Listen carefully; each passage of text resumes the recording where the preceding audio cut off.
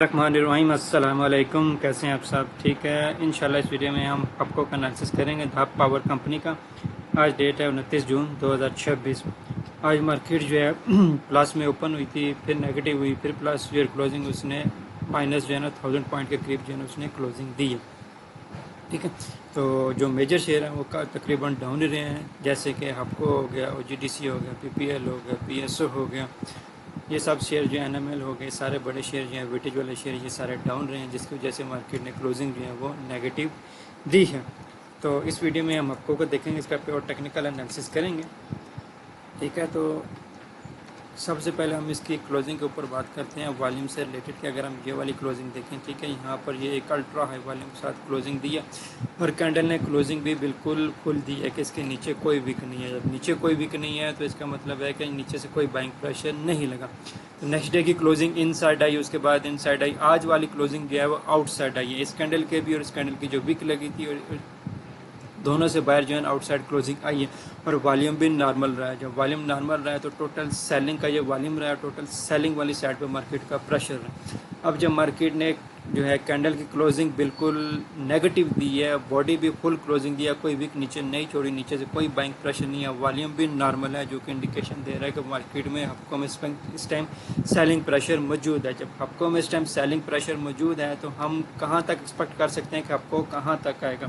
First of all اگر دیکھا جائے تو ہمارے پاس یہ ایک گیپ موجود ہے، مارکیٹ آ کے اس گیپ کو فل اپ کر سکتی ہے۔ یہ والا گیپ آ رہا ہے ہمارے پاس تقریباً 223 پر، اس وقت کرنٹ پرائس چل رہی ہے اس کی 227۔ اور ویسے اگر ہم بات کریں تو یہاں تو ہمارے پاس ایک گیپ ہے، دوسرا ہمارے پاس یہاں پر اس نے ایک بریک آف اسٹرکچر کیا، اب یہاں پر اس نے ہمارے پاس یہ کوارٹر بلاک تھا جو کہ بریک ہو کے اب بریکر بلاک میں کنورٹ ہو چکا ہے۔ تو یہ والا زون جو ہے نا آئیڈیل ہوگا بنسبت ہم اس والے زون کو ٹارگٹ کریں۔ یہ والا جو زون ہے 220 والا، یہ زیادہ بیٹر ہوگا خالی ہم اس گیپ کو ٹارگٹ کریں۔ اس گیپ کے ساتھ اگر مارکیٹ اس کو بھی ٹیپ کرتی ہے، یہاں سے ریجیکشن دیتی ہے، تو یہاں سے پھر ہمیں ایک اچھی سولڈ بائنگ مومنٹم دیکھنے کو ملے گا۔ تو ابھی ہمیں تھوڑا سا ویٹ کرنا چاہیے۔ دوسرا، اگر اب ہم اس کے اوپر ایک ٹرنڈ لائن کی سپورٹ بھی ڈرا کرنا چاہیں تو ٹرنڈ لائن کی سپورٹ بھی ہمارے پاس یہ اسی زون پر ہی آ رہی ہے، 220 والے زون پر۔ تو 220 والا زون ہمارے پاس ایک اچھا ہے، یہاں پر ہمارے پاس یہ ایک آرڈر بلاک تھا، یہ بریکر بلاک میں کنورٹ ہوا ہے۔ دوسرا یہاں پر یہ ہمارے پاس بریک آف اسٹرکچر ہوا ہے، بریک آف اسٹرکچر سے پہلے کا یہ جو ہے امپورٹنٹ زون ہے۔ اور اگر اب ہم اس کے اوپر فیبوناچی بھی لگائیں اس پوری ویو کے اوپر تو 0.5 سے نیچے ہمارے پاس یہی زون آ رہا ہے، ٹھیک ہے، جو کہ ڈسکاؤنٹڈ زون ہے۔ ڈسکاؤنٹڈ زون سے ہمیں بائنگ پوزیشن لینی چاہیے، تو سارے جو ہے نا پوائنٹ اسی جگہ پر آ رہے ہیں، تقریباً 220 والا زون۔ تو ہمیں اس کا ویٹ کرنا چاہیے کہ ہم یہاں پر آتا ہے تو ہمیں یہاں سے ایک انٹری بنانی چاہیے۔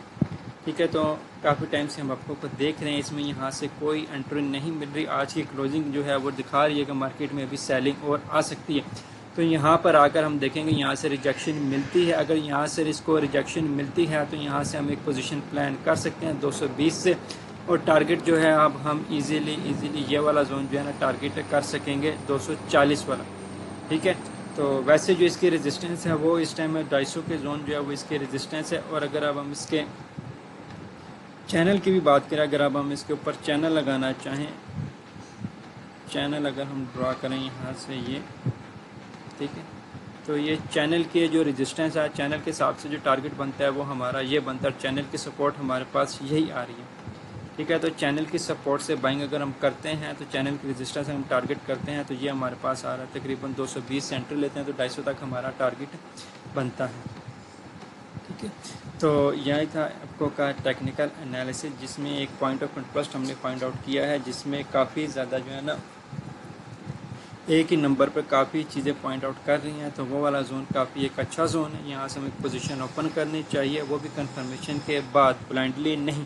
اگر مارکیٹ اس کو بریک کرتی ہے تو دین پھر مارکیٹ یہ والا گیپ پورا فل کرے گی، تو یہاں سے آپ نے بلائنڈلی پوزیشن نہیں لینی۔ یہ ایک پوائنٹ آف انٹرسٹ ہے جہاں سے ہم ایک پوزیشن بنا سکتے ہیں، یہ کوئی فائنینشیل ایڈوائس نہیں ہے۔ اپنی ڈیو ڈیلیجنس اسٹڈی لازمی کریں، پھر اپنی کوئی ٹریڈ پلان کریں یا پوزیشنز اوپن کریں۔